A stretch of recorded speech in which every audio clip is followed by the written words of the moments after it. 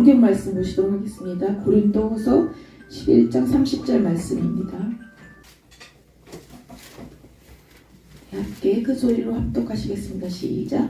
내가 부득불 자랑할진대 내가 약한 것을 자랑하리라. 한 번 더 큰 소리로 합독하시겠습니다. 시작. 내가 부득불 자랑할진대 내가 약한 것을 자랑하리라. 네, 말씀 듣도록 하겠습니다.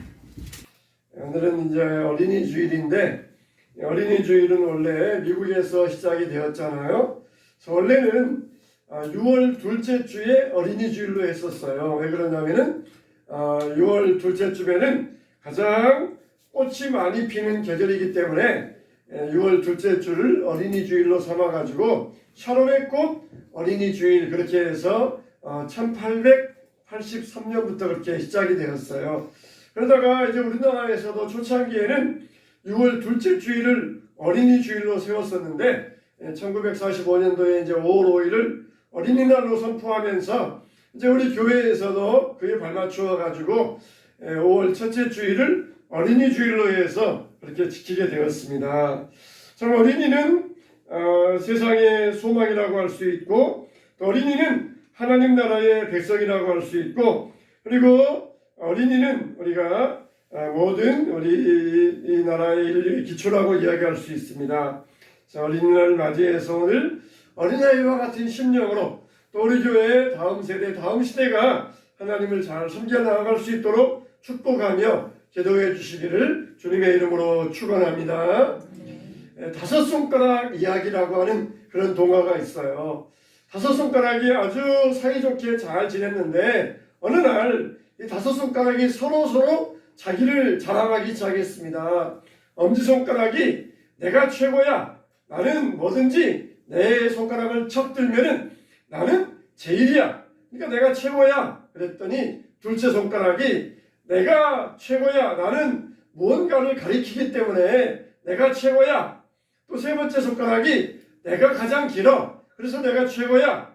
또 네 번째 손가락이 반지를 낄 때 네 번째 손가락 나에게 끼니까 내가 가장 소중하고 내가 최고야. 그렇게 이야기를 했어요. 가만히 듣고 있던 마지막 다섯 번째 손가락이 자기는 뭐라고 할 이야기가 없는 거였어요. 그러자 이 다섯 번째 손가락이 말하기를 니들 말이야. 나 없으면 다 장애인이야. 그렇게 이야기를 했더라고 하는 그런 동화가 있어요. 사람들은 무언가가 자기를 자랑하고 싶어 합니다. 그래서 자기를 홍보하고 선전하고 자기를 내세우고 싶어 하는 것이 우리 사람들의 본질이라는 것이에요. 대개 사람들은 뭘 자랑합니까? 자기의 특기라든지 자기의 취미라든지 이런 것들을 자랑해요. 자기가 골프를 잘 친다고 하든지 볼링을 잘한다고 하든지 그러면서 자기의 취미생활 또 특히 자기가 잘하는 것 이런 것들을 자랑하기 좋아합니다. 자, 그런데 단점을 자랑하는 경우는 별로 없어요.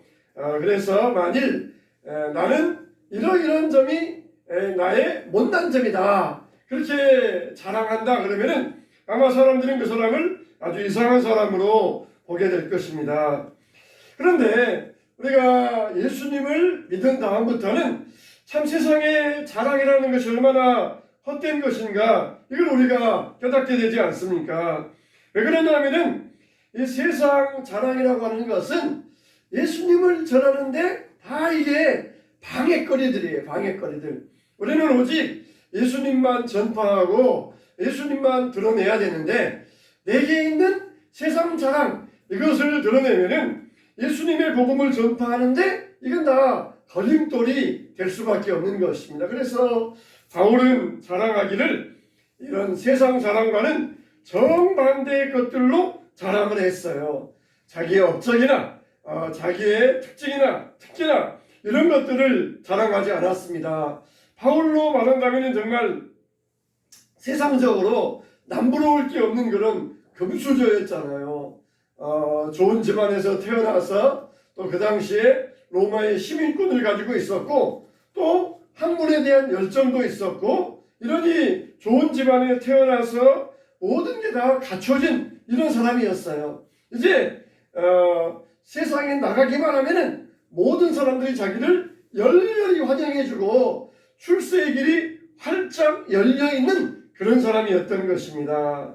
사도행전에 보니까 나는 유대인으로 길리기아 다소에서 나서 이 성에서 자라 가말리엘 문화에서 우리 조상들의 율법에 엄한 교훈을 받았고 오늘 너희 모든 사람처럼 하나님께 대하여 열심히 있는 자라 그랬어요.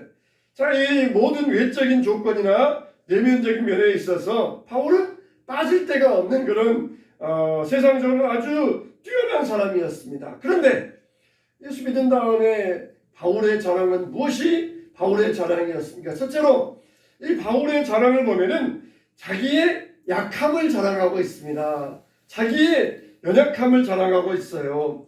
여러분, 이 고린도 교회의 성도들 보면은 거짓 교사의 위험성에 노출되어 있었습니다. 거짓 교사들이 와서 한마디 뭐라 가르치니까 그것을 그냥 금방 넘어가 버렸어요. 십자가 복음 이것을 증거하고 믿고 구원받았는데 거짓 교사들이 와가지고 아니다. 믿음만 가지고는 안 된다. 할례도 받아야 되고 좋은 일도 많이 행하여야 된다. 그러면서 이 거짓 교사들의 속임에 금방 넘어가가지고 사도 바울의 십자가의 복음을 버리고 말았던 것입니다. 너희가 왜 이렇게 어리석은데 이렇게 금방 넘어가고 말았느냐? 너희들이 할례를 자랑하고 율법을 자랑하고 자기의 선행을 자랑하는데 이건 다 허탄한 것들이다. 하나님 보시기에 이건 다 누더기와 같은 것들이다. 그러면서 이들에게 강력하게 책망을 했던 것이에요. 교직 교사들은 와서 뭐예요? 자기들을 높입니다. 그래가지고 거기서 뭐합니까? 자기들의 이익을 취하기 위하여서 자기를 내세웠던 것이에요. 근데 사도 바울은 그 고린도 교인들에게 복음을 전하면서 자기를 내세운 게 없었거든요. 또 지금도 역시 나는 너희들에게 내세울 게 없다.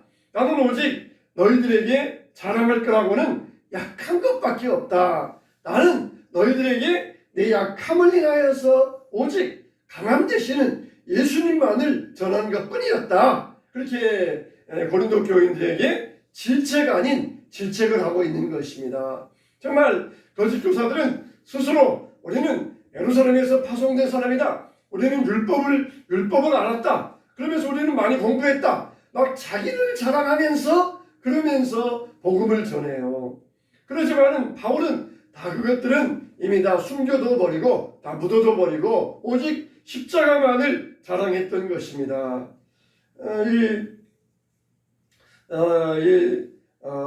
우리가 참 이와 같은 이 믿음의 역사가 어디에 있어야 되겠습니까? 이런 믿음의 은혜가 어디에 있어야 되겠습니까? 이 거짓 교사들은 자기의 이익을 위하여 자랑했지만 바울은 어떻게 했어요? 오직 하나님께 영광, 예수님의 유익을 위하여서 자기의 강한 것은 감춰두고 오직 십자가만을 자랑하기를 좋아했던 것입니다. 그래서 교회에 미덕이 있다. 그건 뭡니까? 바로 교회에 생명이 있다는 것이에요.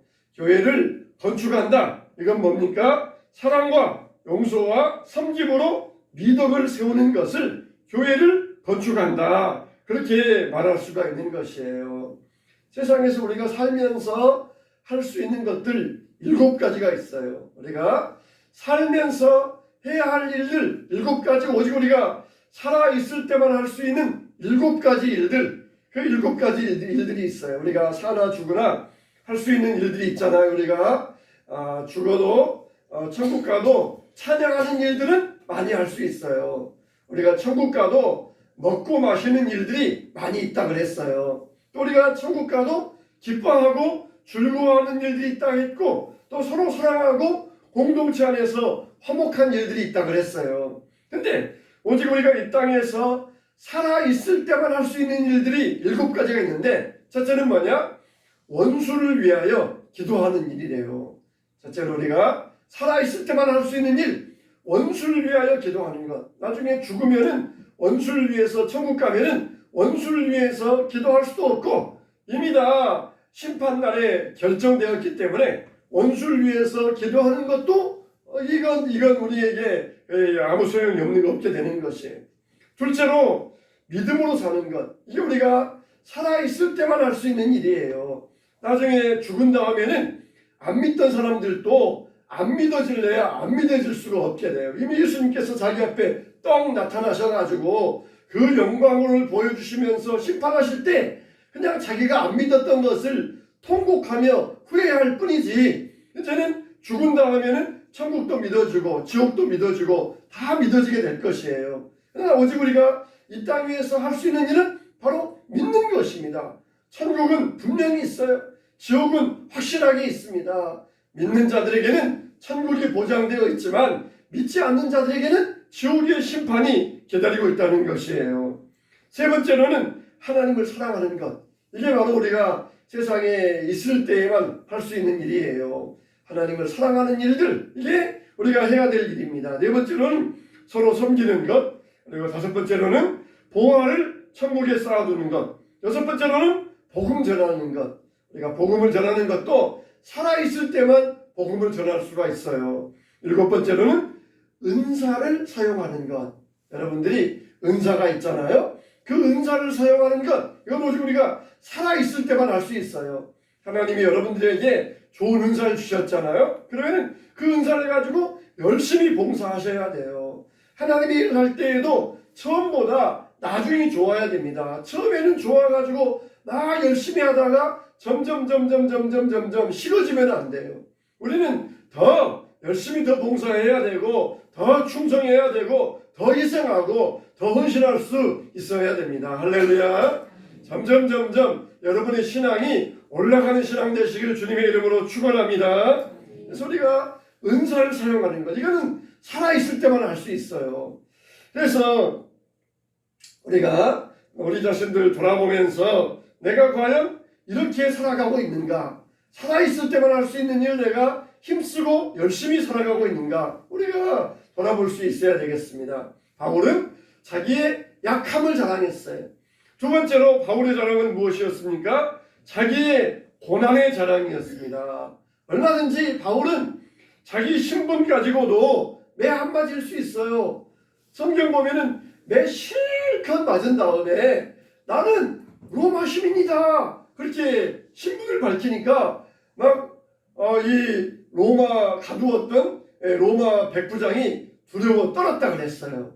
로마 시민권자들은 함부로 때릴 수 없거든요. 그 특권이 있으니까 이 나중에서 매 실컷 맞은 다음에 나는 로마 시민인데 로마 시민인 나를 재판도 없이 그냥 불법으로 구금해서 때리고는 이제는 나가라고 하느냐, 그러면서 한마디 하니까 두려워 떨어가지고 간수도 떨고 위에 있는 사람들도 두려워 떨어가지고 잘못했습니다, 제발 조용 좀 가주세요, 그랬다는 것이에요.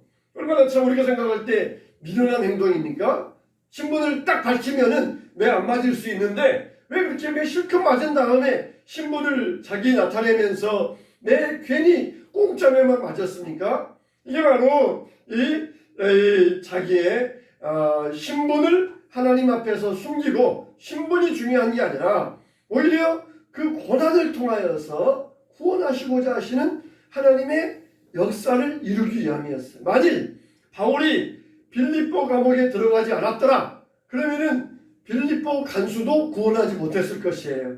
빌립보 감옥에서 찬양하면서 기도할 때 옥문이 열리고 빌립보 간수가 자기를 자결하여 죽으려다가 너의 몸을 해하지 말라 그러면서 빌립보 간수를 구원하였던 역사가 일어났었어요. 자, 이렇게 우리가 살아가면서 괜히 고생하지 않아도 될 일을 왜 고생스럽게 해야 됩니까? 그냥 예수 안 믿어요, 그런 사람들에게 믿지 마, 네가 손해지 내가 손해야? 그러면서 안 하면 그만인데 왜 고생하면서 내 돈 써가면서 그 사람에게 복음을 전하고 교회 인도하게 하고 밥 사주고 그리고 커피 사주고 그래야 될 이유가 뭐가 있습니까? 안 믿으면 그만둬, 네가 손해 아니야? 그러면서 우리는 얼마든지 배짱 부릴 수 있지만 그러나 영혼을 위하여서 예수 그리스도의 십자가를 위하여서 우리가 고난 가운데 처하여도 그걸 우리가 자랑스럽게 여기지 않겠습니까? 사도 바울은 고린도 교회 앞에서 나의 고난을 자랑하고 있어요. 이건 바로 아비의 심정입니다. 아비의 심정이에요. 누구를 위해서 내가 고생했다 누가 알아주겠어요? 그런데 자녀들 앞에서 아비의 마음으로 내가 얼마나 너희를 위하여 이렇게 고생했는 줄 아느냐? 그러면서 아비된 영적인 아비된 마음으로 교회를 사랑하는 마음으로 이 성도들에게 자기의 고난당한 것을 자랑하고 있어요. 내가 얼마나 교회를 위하여서 이 하나님의 이 믿는 자들을 영혼을 구원하기 위하여 얼마나 많은 손해를 감내하면서 고난 가운데 지냈는 줄 이걸 깨닫기 위함이었어요. 예수님은 한 영혼을 구원하기 위하여서 막대한 손해도 감수하셨습니다. 귀신 거라사의 귀신 들린 자가 무덤에서 나와가지고 소리 지르면서 다윗의 아들이여 우리를 괴롭게 하려고 오셨나이까? 그럴 때에 싹 거기에서 나와라, 귀신들아 나와라, 그렇게 하셨어요. 너는 누구냐? 군대 귀신입니다. 이 군대 귀신이 막 발악을 하면서 안 나가겠다 그러자 차라리 자기들을 돼지떼에게로 들어가게 해달라고 호소를 합니다. 2,000마리나 되는 돼지떼, 사람에게서 얼마나 귀신이 많이 들어있으면 그 속에서 막 귀신이 막 쏟아져 나와가지고 2,000마리나 되는 돼지떼에게 들어갔다는 것이에요. 참 이 사람이란 존재가 신비하잖아요. 한 사람 한 귀신만 들려도 얼마나 고생스러울 터인데 2,000마리 돼지떼에게 들어갈 정도로 귀신이 나와가지고 그 돼지떼에게 귀신이 들어갔고, 그리고 이 귀신들이 바다로 돼지떼가 바다로 치달아가지고 다 물에 빠져 죽고 말았다는 것이에요. 여러분, 예수님은 이와 같이 막대한 재산상의 손해를 감수하면서도 한 영혼을 소중히 여기셨던 것입니다. 이걸 알면은 마을 사람들이 예수님을 우리가 잘 모시면은 우리도 막대한 이익을 얻을 것이다, 그렇게 알면 되는데 편부침 받고 그러면 얼마나 이익이에요. 근데 당장 눈앞에 있는 거 손해봤다 그래가지고는 예수님을 마을에서 나가시라 그러면서 예수님을 마을 밖으로 보내고 말았습니다. 예수님과 함께 있으면 얼마나 많은 이익이 있습니까? 그런데 당장 눈앞에 있는 손해 때문에 예수님을 마을에서 나가라고 하셨던 것이에요. 바울이 왜 이렇게 많은 고난을 당했습니까? 그러면 그럴수록 하늘의 상급이 큼이라, 이걸 믿었던 것이에요. 내가 너희들을 위하여서 당한 고난을 내가 기쁨으로 여기노라, 자랑스러워하노라. 그러면서 삐뚤어져 나가는 자녀들에게, 거짓 교사들에게 속아 넘어가서 잘못된 이단으로 가는 이 영적인 자녀들에게 너희들을 위하여 당한 고난을 기억하고 그리고 올바른 믿음을 갖기를 원했던 것입니다. 거짓 교사들은 자기의 이익만을 위하여서, 사익을 위하여서 자기를 높이고 자랑하였지만 오직 성도들의 이익을 위하여서, 성도들의 유익을 위하여서 자기를 감추고 오직 고난만을 자랑했던 것이에요. 이걸 들었던 사람들이 깨달음이 있지 않겠습니까? 사도가 우리를 위하여 저렇게 고난을 당해야만 하는가? 그러면서 잘못된 믿음에서 떠나서 올바른 십자가의 복음의 믿음으로 나오기를 원했던 것입니다. 우리들도 안 믿는 영혼들을 위하여 고난받으면서 고생하면서 복음을 전할 때에 안 믿는 영혼들이 회개하고 주님 앞에 나와서 주님을 영접하고 구원받게 될 줄로 믿습니다. 우리 가족과 자녀들을 위하여서 어떠한 고난도 우리가 아끼지 아니하고 주님 앞에 간구하며 나아가야 될 것입니다. 세 번째 바울의 자랑은 뭐였어요? 주님 자랑이었습니다. 바울은 외적으로도 고난당했지만 내적으로도 많은 수고를 했습니다. 내적으로도 마음의 눌림이 있었고 외적으로도 많은 박해와 고통이 있었던 것입니다. 그런데 바울이 그 마음의 눌림이 뭐 때문이라고 그랬어요? 고린도 교인들을 향한 생각 때문에 마음이 항상 눌린다고 그랬어요. 이게 바로 영적인 아비로서의 부담감이었던 것입니다. 항상 자녀들이 잘 되기를 원하는 부모의 마음, 이게 영적 아비로서의 마음이었어요. 영적 눌림, 영적 부담감, 자녀들이 잘 되기를 애타게 그리워하는 마음으로 항상 이 마음에 영적인 눌림이 있었다 그랬어요. 이 외의 일은 고사하고 아직도 날마다 내 속에 눌리는 일이 있으니 곧 모든 교회를 위하여 염려하는 것이라. 바로 이 복음 때문에 이런 부담감을 가지고 항상 마음에 눌림이 있었는데 사도 바울은 자기의 자랑을 오직 주님의 자랑으로 삼았던 것입니다. 항상 사람들은 무언가 자기의 강한 것을 자랑하고 싶어 해요. 그래서 어떤 것에 대해서 남들보다 뛰어난 것, 학벌이 뛰어나다든지 또 재력이라든지 인맥이라든지 이런 남보다 강한 것에 대하여서 자랑하고 싶어 합니다. 그래서 힘을 키우고 싶어 하고 실력을 키우고 싶어 하고 그러고 싶어 해요. 반면에 약함은 부끄러워합니다. 감추고 싶어 하고 불편해하고 이게 사람들의 본성적인 성질이에요. 그런데 우리 신앙을 가진 사람들은 항상 겸손하면서 하나님께 영광 돌리기 때문에 우리는 우리의 약함이 부끄러운 게 아니에요. 약함이 절대로 하나님 앞에서 절대로 수치스러운 것이 아닙니다. 사도 바울이야말로 청년 시절에는 강한 자의 표상이었어요. 물질적인 가정적인 배경이나 자기 학문적인 배경이나 또 자기 자신의 태도나 모든 면에 있어서 강함의 표상이었어요. 그러나 하나님께서는 이런 것들을 쓰지 않으셨습니다. 오히려 그의 약함을 통하여서 하나님께서 바울을 사용하시고 주님을 자랑하게 만들어 주셨던 것이에요. 여러분, 우리는 무엇을 자랑할 수 있겠습니까?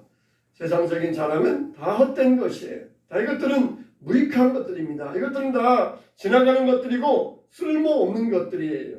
다 그리스도 안에서 우리는 자기의 약함을 자랑하고 그리고 고난받은 것을 자랑하고 주님을 자랑할 수 있어야 될 것이에요. 하나님 앞에 심판받을 때에 얼마나 주님을 위하여 고생하고 헌신한 일이 있었느냐, 그럴 때에 그것이 우리의 자랑이 될 것입니다. 하나님 앞에서 이런 것이 우리의 영광이 될 것이고 우리의 명예가 되고 상급이 될 것입니다. 성경에 보면은 그러므로 도리어 크게 기뻐함으로 나의 여러 약한 것들에 대하여 자랑하리니 이는 그리스도의 능력이 내게 머물게 하려 함이라. 그러므로 내가 그리스도를 위하여 약한 것들과 능력과 궁핍과 박해와 공고를 기뻐하노니 이는 내가 약한 그때에 강함이라 하셨습니다. 여러분의 약함이 무엇입니까? 주님께 의지할 때 약할 그때에 저와 여러분을 강하게 만들어 주실 줄로 믿습니다. 바울의 자랑이 우리의 자랑이 되시기를 바랍니다. 우리 한번 찬송 부를 때 나의 안에 거하라 나는 내 하나님이니 모든 환난 가운데 너를 지키는 자라. 두려워 말라 내가 널 도와주리니 놀라지 말라 내 손 잡아주리라. 우리가 약할 때 주님 안에 거하면서 주님 손 잡을 때에 우리가 주님의 도움을 받고 굳건히 강하게 일어날 줄로 믿습니다. 찬송하고 같이 한번 기도하겠습니다.